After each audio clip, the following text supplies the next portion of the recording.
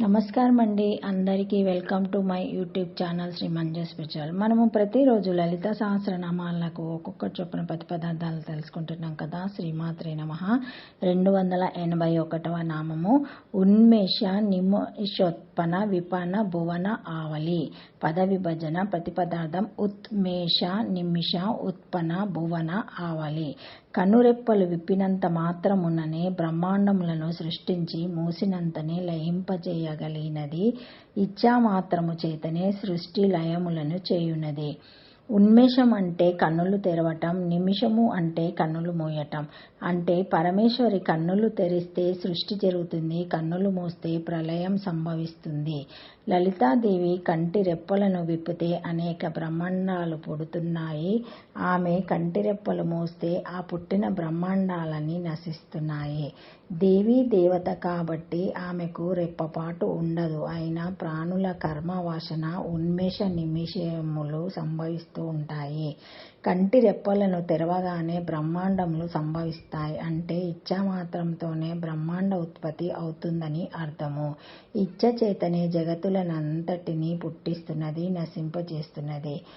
మహాకవి కాళిదాసు అమ్మ జగత్తులను సృష్టించాలని స్మరించినంత మాత్రాన దృష్టదృశ్యం దర్శనం అనే లక్షణాలు గల జగత్తంతా పుడుతున్నది. నీవు జగత్తును నిర్మించాలని కోరుకోగానే జగత్తు కలుగుతున్నది.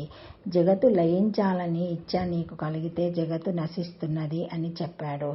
శ్రీ శంకర భగవత్పాదులు తమ సౌందర్యలహరి 55వ శ్లోకంలో నిమిషోన్మాషాభాయం ప్రళయాముదయం యతి జగతి తావేత్యయుష్యంతో ధరణిధర రాజ్యాన్యతనయే తదున్మేషాజ్ఞాతం జగదాదిమాశయం ప్రళయతతః పరిత్రాతుషం శశకే పరిహృత నిమిషోస్తవ దృశ్య అన్నారు. అంటే తల్లి పర్వతరాజపుత్రిక, నీ కన్నురెప్పలు మూతపడడం వల్ల జగత్తుకు ప్రళయము, కన్నురెప్పలు తెరుచుకోవటం చేత జగత్తు యొక్క సృష్టి జరుగుతున్నాయి. అందుచేత నీ రెప్పలు వికసించటం వల్ల పుట్టిన ఈ సర్వ జగత్తును నాశనం పొందకుండా కాపాడటానికి నీవు కన్నురెప్పలను మూసివేశావని నేను భావిస్తున్నాను. యతోవా ఇమాని భూతాని జయంతే యనా జతాని జీవంతి. పరమేశ్వరి కన్నులు తెరవటం వల్లనే ఈ బ్రహ్మాండాలన్నిటిలోనూ సృష్టి జరుగుతున్నది. అంటే ఆమె రెప్పపాటు ఒక బ్రహ్మకల్పము. సంకల్ప మాత్రం చేతనే సృష్టిలయలు చేయగల మహాశక్తి ఆ పరమేశ్వరి. ఆమె కన్నురెప్పలు తెరవటమే జరగనక్కర్లేదు, మూయటము కానక్కర్లేదు. ఆవిడ కన్నురెప్పలను తెరుద్దామని మూద్దామని సంకల్పించినా చాలు, ఇలా జరుగుతుంది అని అర్థం.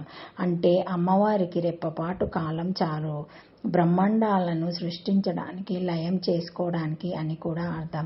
ఉత్మేషం ఉన్మేషం అంటే మేషరాశితో ప్రారంభించి నిమేషము నిమిషం అంటే మేషం దగ్గరికి వచ్చి అయిపోవటమని అర్థం చేసుకుంటే ఈ రెండు స్థితులకు మధ్యన చిట్ట చివరగా ఉండే మీనరాశి జలరాశి అవుతుంది.